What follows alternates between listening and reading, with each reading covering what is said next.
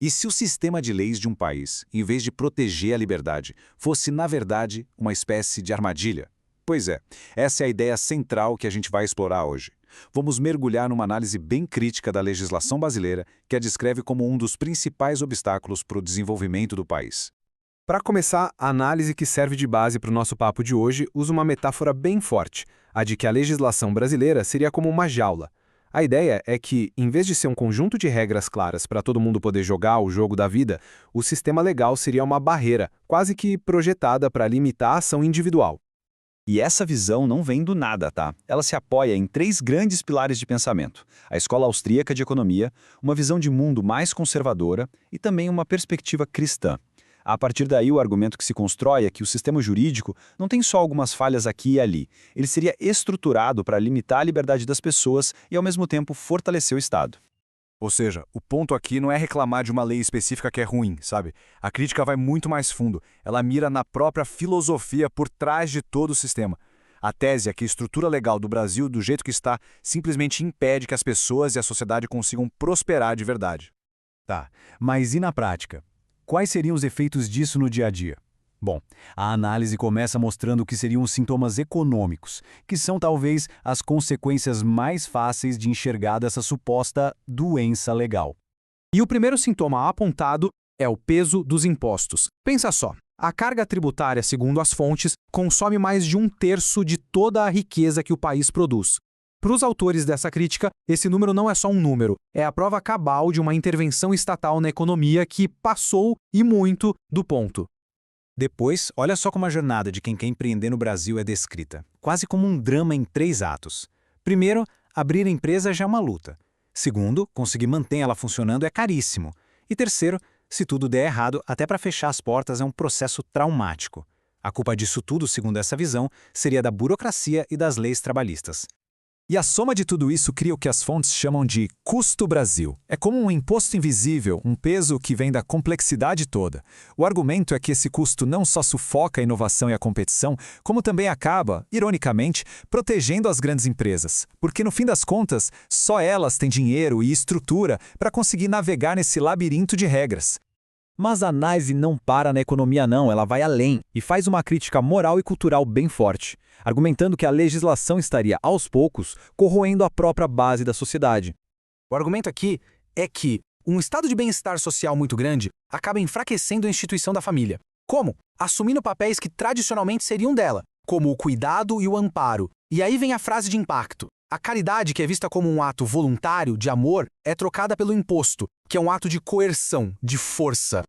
E qual seria o resultado disso, segundo essa análise? Uma cultura de dependência do governo. As pessoas perdem a noção de responsabilidade individual e a sociedade vai se tornando mais frágil, mais fragmentada. Ok, a gente já viu os sintomas. Mas qual seria a causa raiz de tudo isso? De onde vem esse problema? A análise aponta para 2 grandes correntes de pensamento que estariam na base do sistema legal brasileiro. A primeira é a famosa escola austríaca de economia. Para ela, é muito simples. Toda vez que o governo tenta controlar a economia, ele acaba gerando mais caos do que ordem. A lógica é que é impossível um planejador, lá em Brasília, ter mais informação do que milhões de pessoas agindo livremente no mercado. Qualquer tentativa de fazer isso seria uma arrogância fatal. A segunda causa apontada é o chamado positivismo jurídico. Traduzindo de um jeito bem simples, é a ideia de que uma lei vale só porque ela é uma lei. Não importa se ela é justa, moral ou racional. As fontes argumentam que é justamente essa ideia que abre a porta para a criação de leis absurdas e contraditórias, porque a lei acaba se desconectando completamente da ideia de justiça. E a combinação explosiva dessas duas coisas, o intervencionismo econômico com leis que não precisam ser justas, criaria o que a análise chama de Leviatã tropical, um estado gigantesco, todo-poderoso, que, em nome de um suposto bem maior, acaba devorando a liberdade das pessoas. Bom, depois de um diagnóstico tão pesado, a análise também propõe um tratamento. E não é um remedinho qualquer, não. A prescrição é de uma mudança radical, e não apenas de pequenos ajustes. Então, a cura proposta teria 4 passos bem claros. Primeiro, uma simplificação radical, que significa revogar milhares de leis e normas inúteis. Segundo, limitar o poder do Estado na Constituição. Terceiro, uma reforma tributária que baixe impostos para incentivar a produção e o investimento. E por último, fortalecer os contratos privados para que o combinado entre as pessoas tenha mais valor.